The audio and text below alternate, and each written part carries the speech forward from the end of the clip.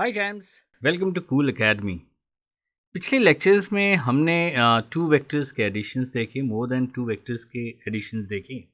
इस लेक्चर में हम थ्री वेक्टर्स के एडिशंस को देखेंगे और ये एक स्पेशल केस है जिसको लैमीज ने बताया है और इन्होंने फोर्सेस के लिए स्टेट किया है ये थ्योरम। हम इसे वेक्टर में भी अप्लाई कर सकते हैं और ये एक्चुअली हम देखेंगे कि एडिशन ऑफ टू ही वेक्टर है अगर इसके बैकग्राउंड में हम जाएंगे। तो लैमीज थ्योरम हमारा क्या कहता है? The three forces acting at a point be in equilibrium, each force is proportion to the sine of the angle between the other two. ये फोर्सेस हैं हमारे पी, क्यू एंड आर, इस पॉइंट पे act हो रहे हैं, यानी यहाँ कोई अगर बॉडी रखें यहाँ पे, इस पे ये तीनों फोर्स हमारे एक्ट कर रहे हैं। तो और ये बॉडी हमारी इक्विलिब्रियम में मींस ये जिस स्टेट में है, स्टेट ऑफ रेस्ट में है तो रेस्ट में रहेगी, या यूनिफॉर्म वेलोसिटी से मूव कर रही है तो वैसे ही ये मूव करेगी, क्योंकि नेट फोर्स इस पे क्या है? ज़ीरो है, राइट। तो ये कह रहे हैं कि that is proportional to the angle of sine of angle between other two, means कहना इनका है कि P is proportional to P के सामने का एंगल थीटा है तो ये sine theta, right. Q is proportional to sine beta and R is proportional to sine alpha, right. ये कह रहा है प्रोपोर्शनलिटी कांस्टेंट अगर हम लोग लेते हैं k तो सबका k ही रहेगा, और इस प्रकार से देखेंगे तो k सबका कांस्टेंट मतलब आ जाएगा p बाई हम sine theta, q by sine beta, r by sine alpha equal to k हो जाएगा, और वो हम इक्वेट कर सकते हैं यहाँ पे। तो हम यहाँ पे लिख सकते हैं that is p upon sine theta according to Lami's theorem that is equal to q upon sine beta and r upon sine alpha. ये हमारा लैमीज थ्योरम कहता है। अब ये एक्चुअली आया कहाँ से? ये बहुत ही सिंपल है, हम इसे समझने की कोशिश करते हैं इसके बैकग्राउंड में जाके।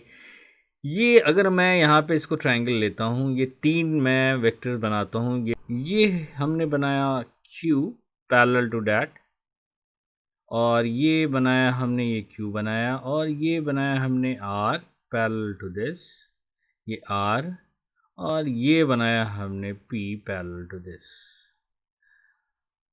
ये हमारा तीन वेक्टर्स हमने बनाया।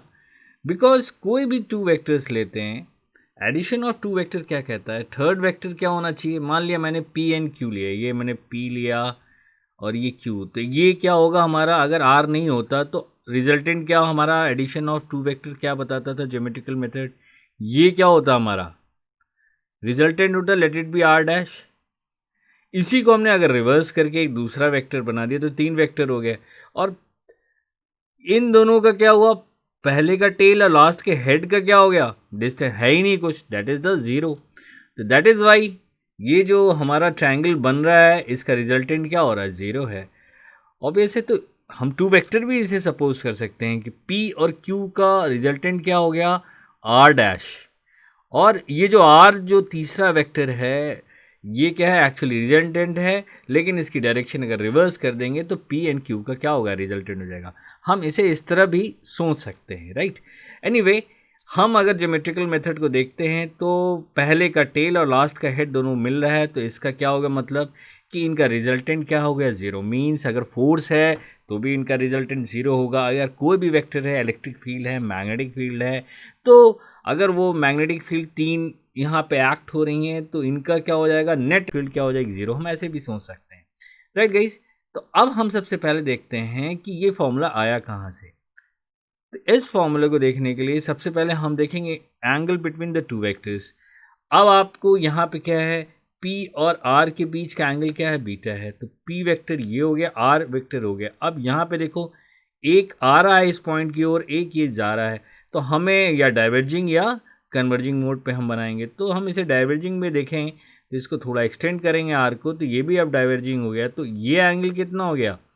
पी एंड आर के बीच का एंगल हमारा क्या हो गया, that is P and R, ये हो गया हमारा बीटा। उसी तरह इस पॉइंट पे देखेंगे, ये भी मुझे डाइवर्जिंग बनाना है, तो पी ये हो गया और ये हो गया क्यू, तो पी एंड क्यू के बीच का एंगल हमारा कितना है, P and Q alpha, this angle is alpha. उसी तरह इस पॉइंट पे देखेंगे, डाइवर्जिंग हम बनाएंगे तो क्या हो जाएगा हमारा, इसको आगे कर लेंगे तो आर और क्यू के बीच का एंगल कितना हो जाएगा, दैट इज़ थीटा। तो ये एंगल कितना हो जाएगा 180 माइनस थीटा, ये एंगल कितना हो जाएगा 180 माइनस अल्फ़ा, और ये एंगल कितना हो जाएगा 180 माइनस बीटा। अब ये क्या है, इसके साइड्स क्या है, मैग्नीट्यूड को रिप्रेजेंट कर रहे हैं, तो अब हम क्या, इसमें हम साइन लॉ लगा सकते हैं, प्रॉपर्टीज़ ऑफ ट्रायंगल। तो ट्रायंगल में हम साइन लॉ लगा सकते हैं, तो हम लिखेंगे साइन लॉ, यहाँ पे लगाएंगे। और हमने प्रॉपर्टीज़ ऑफ ट्रायंगल में हमने देखा है, ट्रिग्नोमेट्री जो हम लोग पढ़ रहे थे, तो वहाँ पे देखेंगे कि इन साइड, ये सब साइड हैं, इनके मैग्नीट्यूड हैं, तो P के सामने का एंगल क्या है 180 माइनस थीटा, तो ये लिख सकते हैं हम P upon sign 180 minus theta, Q upon sign 180 minus beta, और R upon sign 180 minus alpha. और आपको पता है कि 180 साइन 180 माइनस थीटा क्या होता है, साइन थीटा। तो ये आपका लैमीज़ थ्योरम आ जाता है, right guys, that is sine beta, और ये हो जाता है R upon sine alpha, right. ये हमारा लैमीज़ थ्योरम है, जो कि हमारा 3 वेक्टर्स अगर कहीं पे एक्ट हो रहे हों, नॉर्मली हम फोर्सेस में हम इसे अप्लाई करते हैं, लेकिन हम कहीं भी अप्लाई कर सकते हैं वेक्टर, चाहे इलेक्ट्रिक फील्ड हो, मैग्नेटिक फील्ड हो, डिस्प्लेसमेंट हो, अगर नेट ज़ीरो हो रहा है तो भी हम अप्लाई कर सकते हैं, या अगर रिजल्टेंट निकालना है तब भी अप्लाई कर सकते हैं, बट डायरेक्शन क्या हो जाएगी, वो रिवर्स हो जाएगी। तीसरा वेक्टर जो हम लेंगे वो रिजल्टेंट का अपोजिट डायरेक्शन होगा, ये हम माइंड में रखेंगे। इस पर हम डिस्कस करेंगे आगे आने पे। हाँ, सबसे पहले इस पे बेस्ड एक न्यूमेरिकल देखते हैं, और इम्पॉर्टेंट चीज़ ये भी बता रहे कंकरेंट हैं ये फोर्सेस। देखो आप, तीनों फोर्स क्या है, तीनों वेक्टर एक पॉइंट से जा रहे हैं, ठीक है, राइट गाइस। तो हम इस पे एक बेस्ड न्यूमेरिकल देखते हैं। तो ये न्यूमेरिकल है जो कि लैमीज़ थ्योरम पे बेस्ड है। एक्चुअली लैमीज़ थ्योरम पे बेस्ड है, ये कैसे पता करेंगे, तो ये सिंपल है कि अगर 3 फोर्सेस एक्ट हो रहे हैं और सिस्टम हमारा इक्विलिब्रियम में है, तो आ जाना चाहिए फर्स्ट थॉट हमारा कि यहाँ पे हम लैमीज़ थ्योरम अप्लाई कर सकते हैं। और कोई ज़रूरी नहीं है कि लैमीज़ थ्योरम से हम इस क्वेश्चन को सॉल्व करें, हमारे कई भी और भी वे हैं इन सब वेक्टर के एडिशंस के, और इक्विलिब्रियम का मतलब नेट फोर्स 0 होना है, तो वो हम लोग कर लेंगे एक्स डायरेक्शन में, वाई डायरेक्शन और जेड डायरेक्शन में अलग अलग ज़ीरो करके, ये कंडीशन इम्पोज करके जो भी रिजल्ट हम निकाल सकते हैं। फिलहाल हम यहाँ क्वेश्चन पे लैमीज़ थ्योरम इस क्वेश्चन पे अप्लाई करेंगे। क्वेश्चन है कि a heavy uniform rod of length two a rest partly within and partly out a fixed hemispherical bowl of radius R, the rim of bowl is horizontal, one end of the rod is in contact with the rim, at the other is on the surface. If alpha be the inclination of a rod to the horizon, then show that 2r cos 2 alpha is equal to a cos alpha and find angle maximum alpha.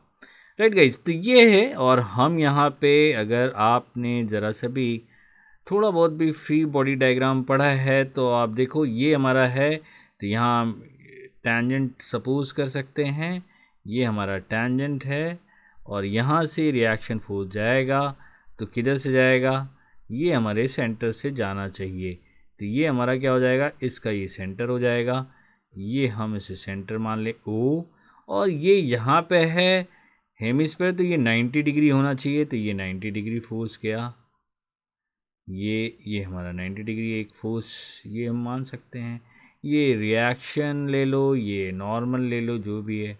अब uniform rod है, इसको centre पे। अब important चीज़ है, अगर ये rim हमारा balance है तो थर्ड जो फोर्स यहीं से जाना चाहिए, ये श्योर है कॉन्करेंट होना चाहिए, तभी तो लैमीज थ्योरम यहाँ हम इक्विलिब्रियम में, तभी तो हम यहाँ पे लैमीज थ्योरम अप्लाई कर सकते हैं, राइट।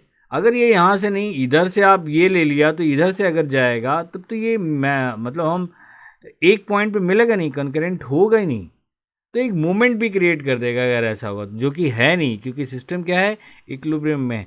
तो ये जो हम पहले थर्ड वाला बनाएंगे यहाँ पे डॉटेड, अब यहाँ अप्लाई कर सकते हैं यहाँ पे इसका वेट हम ले लेते हैं mg, एक्ट कर रहा है जो कि यहाँ से जाना चाहिए। ये इंपॉर्टेंट है, पॉइंट है, लैमीज थ्योरम का यूज़ किया। तो अब हमारा क्वेश्चन इजी हो गया। ये 90 डिग्री है आपका, तो ये यहाँ पे हम ये पार्ट ऑफ क्या हो सकता है, सर्किल हो सकता है। ये देखो आप, ये क्या बन सकता है, इसको हम सर्किल ट्रीट कर सकते हैं। ये देखो, ये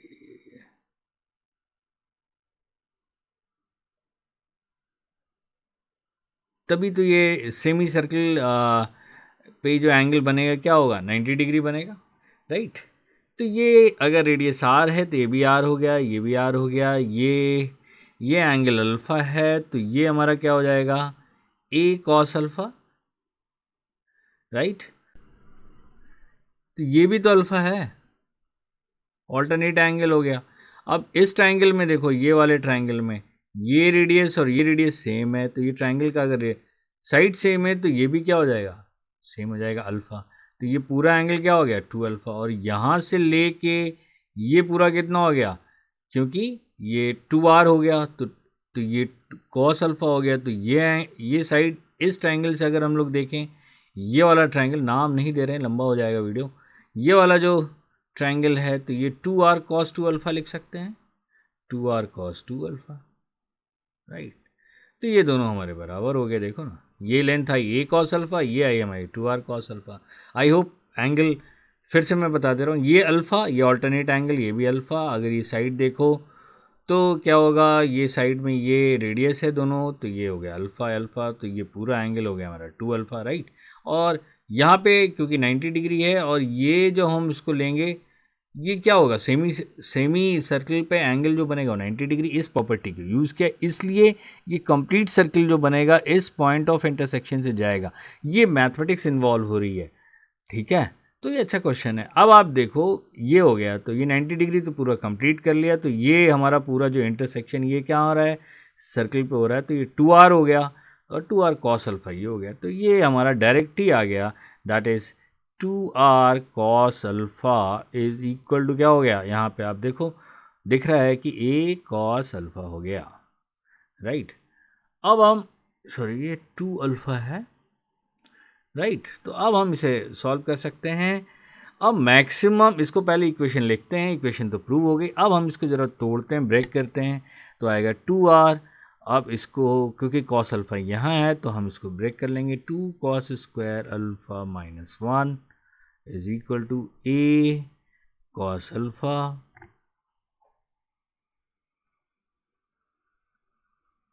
और सब हम एक जगह लाने की कोशिश करेंगे, और ये हो जाएगा हमारा 4r cos स्क्वायर अल्फ़ा, और ये इधर आके आ जाएगा a cos अल्फ़ा, और ये हो जाएगा -2r, और यहाँ से हम cos अल्फ़ा की वैल्यू लिखते हैं, that is -b, that is a plus minus under root b square means a square -4ac, -4 तो प्लस हो गया, माइनस है, ये प्लस हो गया, 4 इंटू 32, और ये हो जाएगा AC that is r square, right, upon क्या हो जाएगा 2a दैट इज 8r,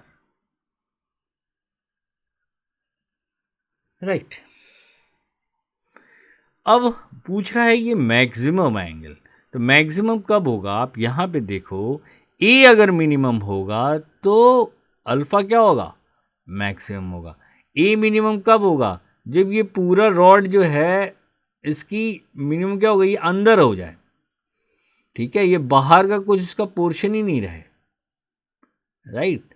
तो वो कंडीशन में क्या होगा, अल्फ़ा क्या हो जाएगा, हमारा मैक्सिमम हो जाएगा, क्योंकि अब अल्फ़ा हमारा मतलब अल्फ़ा मैक्सिमम जब होगा जब ए हमारा मिनिमम होगा, और ए मिनिमम कितना हो सकता है, ये हमें पता है कि ये ए पी, इसका अगर नेम कर दें हम, इसको लिख दें ए, इसको लिख दें पी, ठीक है। ए पी जो हो जाए हमारा क्या हो जाए, ये 2a के बराबर हो जाए, यानी लेंथ पूरी जो है इस बाउल के अंदर हो जाए, तब हमें यानी कोई पोर्शन बाहर ही निकले तो अल्फ़ा क्या होगा, मैक्सिमम होगा। इस कंडीशन को हम इम्पोज करते हैं। अगर ये हमारा अंदर हो गया तो ये 2a हो गया, तब हमारा लिख सकते हैं, अगर आप एंगल देखो, इस पॉइंट को भी ले लो आप, n कर दो, तो अब अगर ये अंदर हो गया है तो कॉस अल्फ़ा यहाँ से आप क्या लिख सकते हो, कॉस अल्फ़ा इज लिख सकते हो base upon hypotenuse, means base हमारा क्या हो गया 2a डिवाइडेड बाई 2r, यानी कॉस अल्फ़ा क्या हो गया a बाई r। तो अब यहाँ पे अब पॉजिटिव साइन ले लें।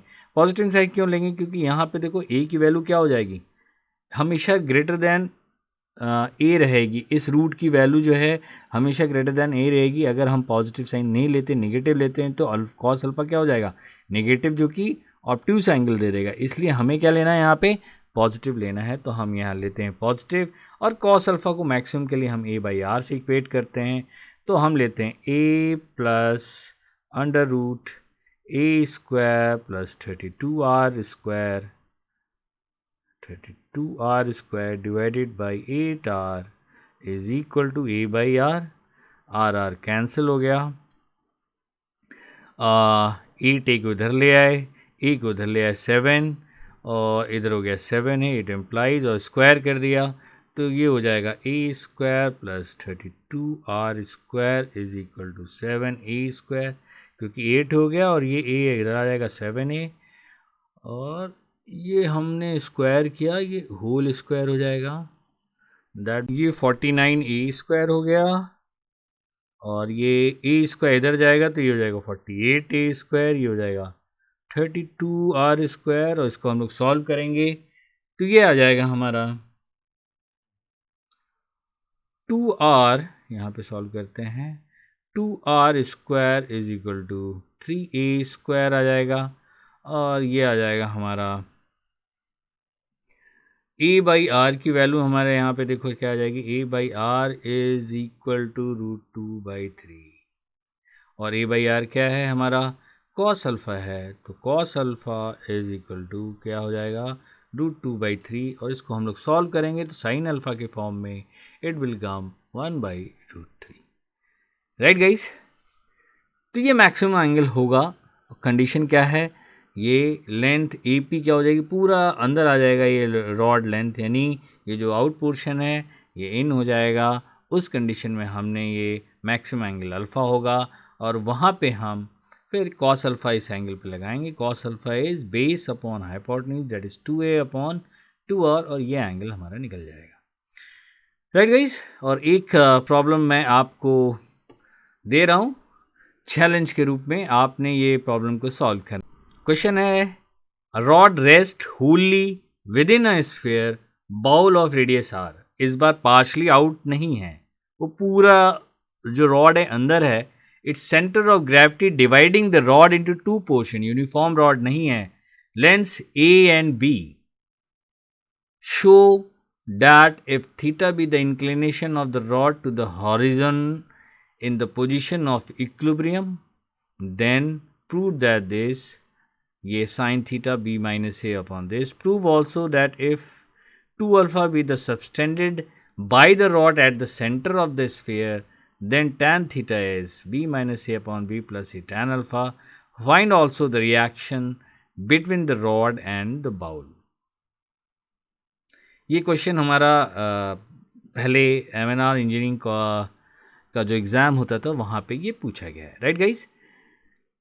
ये आपका क्वेश्चन है। चलो अब हम देख लेते हैं कि लेमीज थ्योरम का एक जगह और कैसे यूज़ करेंगे एडिशन ऑफ 2 वेक्टर में, राइट। थोड़ा सा ब्रीफ हम वहाँ पे जल्दी से हम लोग ये देखते हैं कि लेमीज थ्योरम का यूज़ हम एडिशन ऑफ 2 वेक्टर में कैसे कर सकते हैं। सपोज़ कर लो ये चार्ज यहाँ पे Q1 है, यहाँ पे हमारा Q2 है, और यहाँ पे मुझे इलेक्ट्रिक फील्ड निकालनी है। इनके सब दे रखे हैं डिस्टेंस, ये distance A B C distance दे रखे हैं। तो ऑब्वियस है इसके कारण हमारी इलेक्ट्रिक फील्ड या फोर्स ले लो, कुछ भी ले लो, वो कुछ इसके अलॉन्ग होगी। इसको हम E1 से लिखते हैं और इधर इसके कारण यहाँ पे इलेक्ट्रिक फील्ड या फोर्स ले लो, कोई वेलोसिटी ले लो, कुछ भी ले लो, ये वेक्टर हमारा ऐसे हो जाएगा, ये हो जाएगा E2। अब इनका मुझे रिजल्टेंट निकालना है, तो हम लैमिस थ्योरम देखो यहाँ पे कैसे अप्लाई करेंगे।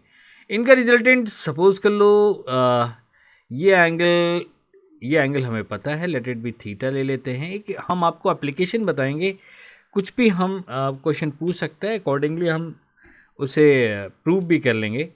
ये इसका रिजल्टेंट होगा एक्चुअली 20 से जाएगा, यही हमारा पैरेललोग्राम लॉ था, हम वैसे सोच सकते हैं। ये आर होगा हमारा, और ये लेट इट बी यहाँ से अल्फ़ा डिग्री बना रहा है।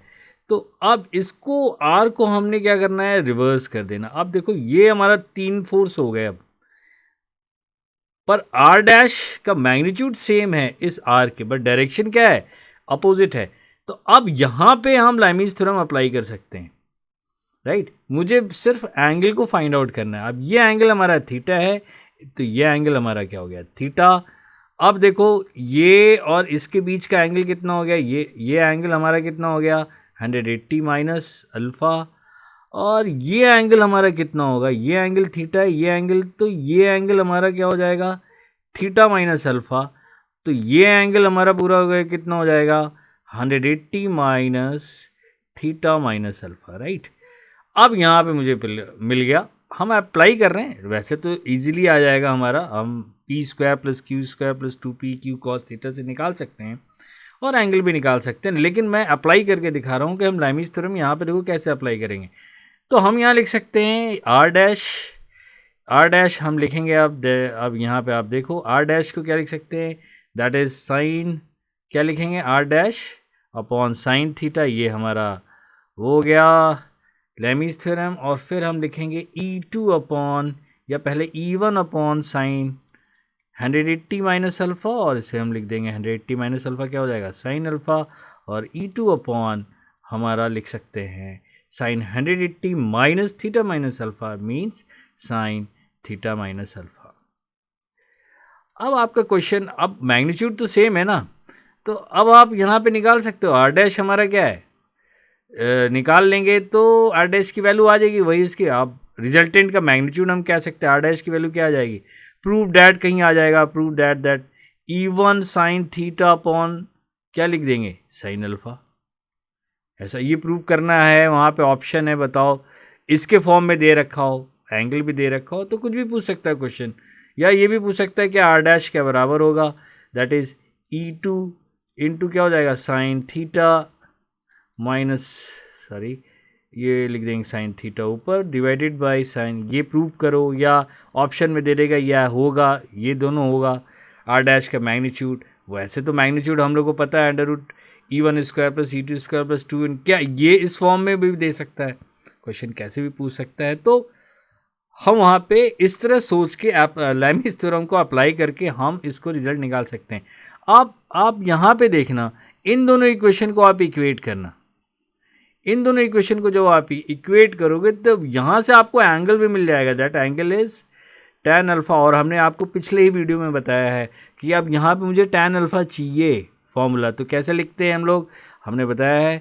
सबसे पहले हम लिखेंगे किसके साथ ये अटैच है, E2 के साथ, तो सबसे पहले E2 हमने यहाँ लिख दिया।